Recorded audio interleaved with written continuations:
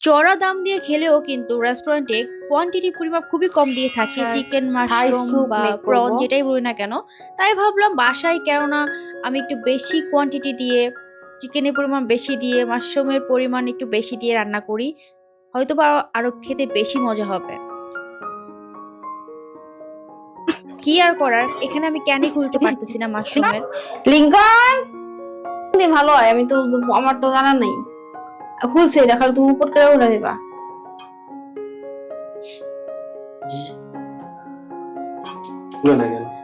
আমি জানি খুলে না কেন, এখানে ইনস্ট্রাকশন দেওয়া আছে কি কি জানি। এমনি টান দিয়ে নরমালি খুলে যায়।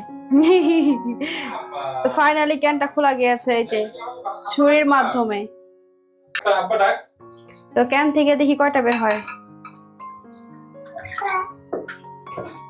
ও বাবা, অনেকগুলো দেখি।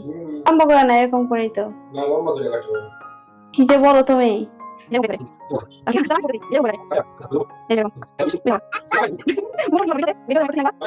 এখানে নেওয়া হয়েছে চিংড়ি মাছ, চিকেন আর মাশরুম, সবকিছু একটু বেশি পরিমাণে নেওয়া হয়েছে। মাশরুমটা আর 2 প্যাকেট দিয়ে আজকে রান্না করবো, 2 প্যাকেট থাই স্যুপ ইউজ করবো আর কি। আর সে সাথে লেমন গ্রাস তো নিতেই হবে, নাহলে ভালো স্মেল আসবে না।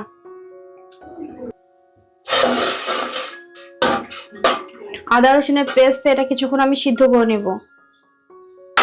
এটার মধ্যে আরো ইনগ্রেডিয়েন্টস লাগবে, গোলমরিচের গুঁড়া লাগবে, ওইটাও মাস্ট দিতে হবে টেস্ট আসার জন্য। টমেটো কেচাপ লাগবে, কাঁচামরিচ দেবো আমি, যেহেতু এখন টমেটো সিজন, তো যে কারণে আমি রেডিমেড কেচাপ বাদ দিয়ে টমেটোটা ব্লেন্ড করে দিয়ে দিব।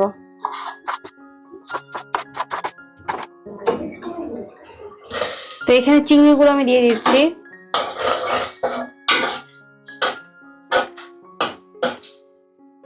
যে সুন্দর একটা কালার চলে আসছে চিংড়ি দেওয়ার পর পরই। স্যুপের পেস্টটা আমি বানিয়ে নিচ্ছি এখন।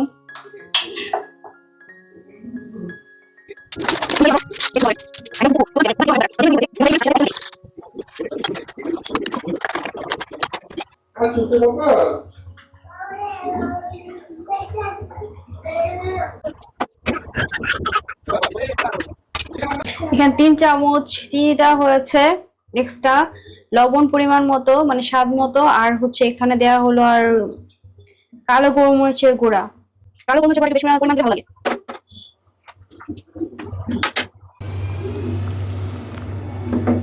এই তো স্যুপটা প্রায় অলমোস্ট হয়ে গিয়েছে, আর একটু জাল করব, দেন সুন্দর একটা কালারও চলে আসবে। আমি এক্সট্রা কোনো টমেটো কেচাপ ইউজ করি নাই। আমার কাছে সবসময় বাসার রান্নাই বেস্ট, ভালো লাগে সবচেয়ে। তো সেই হিসেবে আমার রান্নাটা আমার কাছে অনেক বেশি ভালো লেগেছে। আসলেই খুব মজা হয়েছিল। যেহেতু সবকিছু পরিমাণ একটু বেশি বেশি দিয়েছি, খেতে আরো বেশি মজা লেগেছে।